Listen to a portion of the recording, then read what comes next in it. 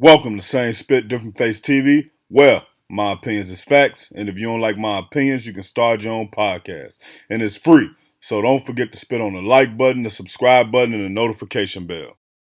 Check out No Time to Play Fair official movie and the end screen. If your favorite Chicago rapper album or mixtape was turned into a movie, it'd be No Time to Play Fair. Now, Spit Squad, 4 months ago I told y'all Tory Lanez DNA wasn't on that gun, and everybody was up in arms saying that I was lying. I didn't know what I was talking about. Here go that video from 4 months ago.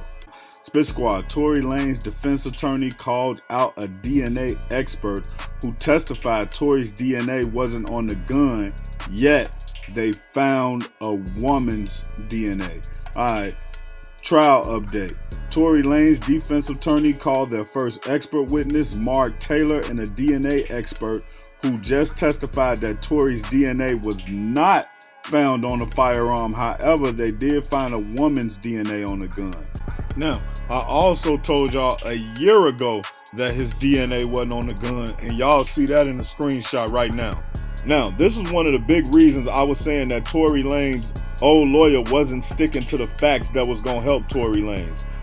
When you get to that DNA and one of your experts say it's not on there, but then the prosecute expert say it's on there, the next follow-up question gotta be, well, hey, as an expert, how do you feel his DNA would be inconclusive on here? Because either your DNA is on there or it's not. It shouldn't be any in between.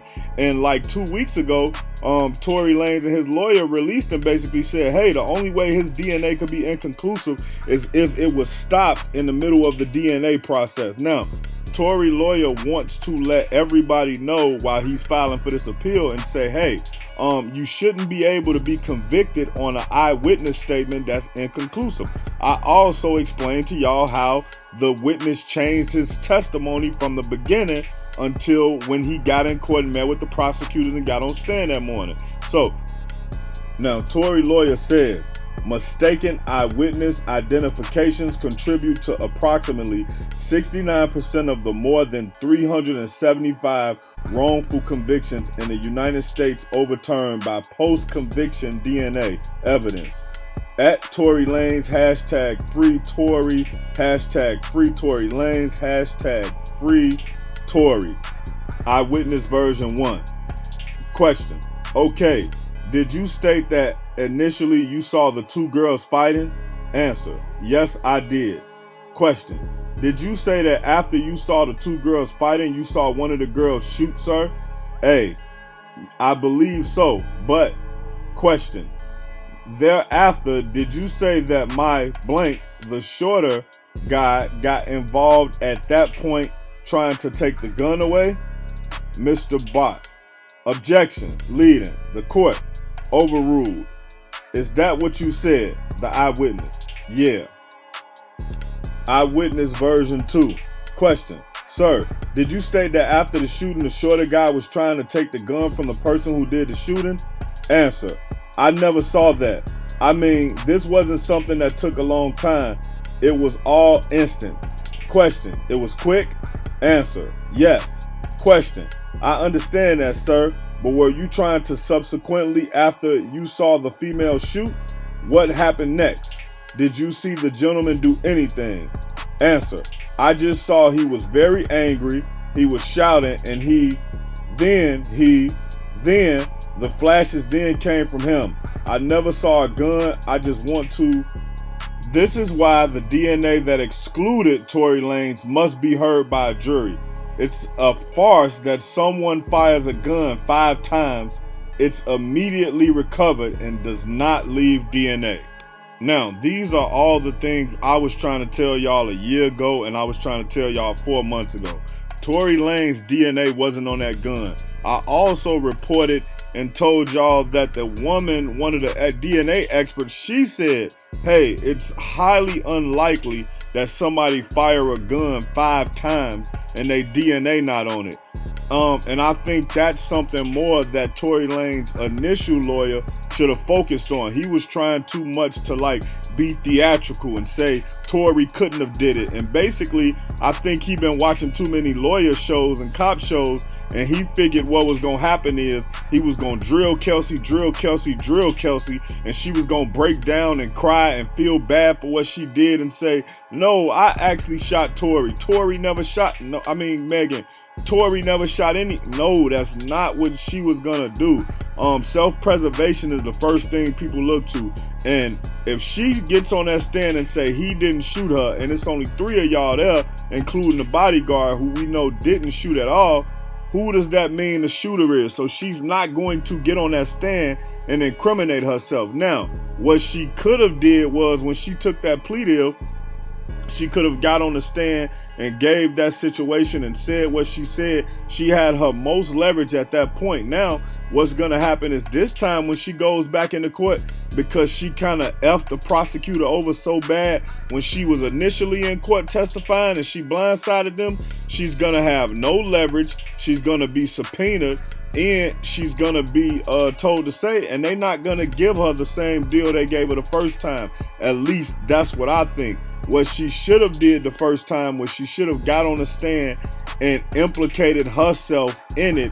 And I'm talking about all the way implicated herself in it, because yeah, your career may take a shot a little bit, but the alleged rumor around the industry is that when Megan allegedly gets drunk, she allegedly gets belligerent, she allegedly gets violent, she allegedly was beating on you and fighting you, you allegedly grabbed this gun to protect yourself. You could have said you allegedly thought she was gonna kill you or hurt you, and they wouldn't have been able to prosecute you because you had that immunity to get on that stand and testify and say everything you saw.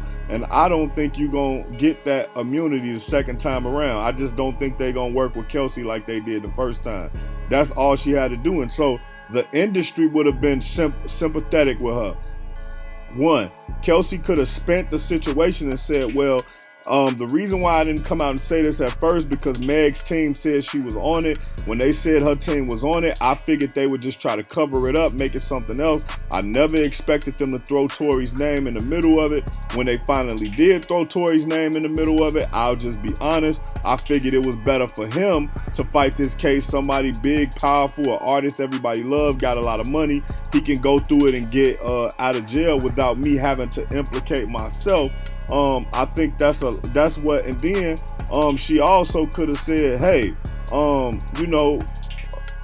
was also afraid to go against Megan and Rock Nation about this situation because I figured they would bury and kill my career.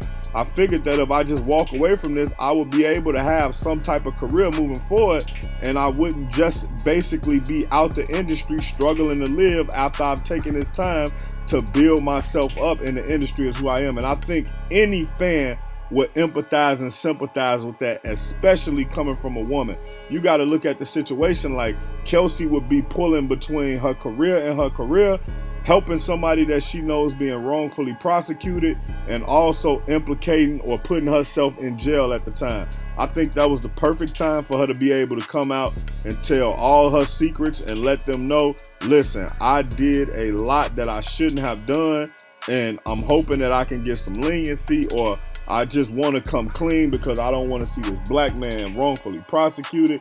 But she didn't take the time to do any of the things that I felt she should have did in order to keep herself in good graces with the court and also in good graces with the fans. So I'm really interested to see what will Kelsey go on a stand and say this next time. I mean, we've already heard her testimony, but once that case's appeal is granted, that means none of that stuff that happened the first time actually happened. So this new jury will be an independent jury who's never heard none of those statements before. They won't be swayed by anything that's been said before.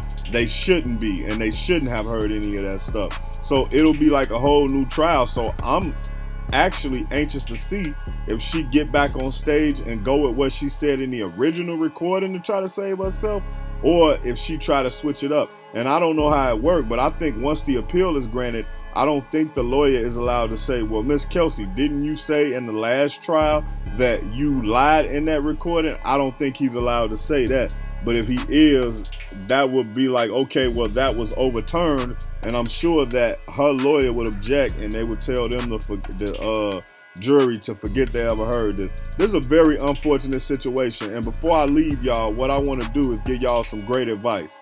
Get the best possible lawyer you can get the first time.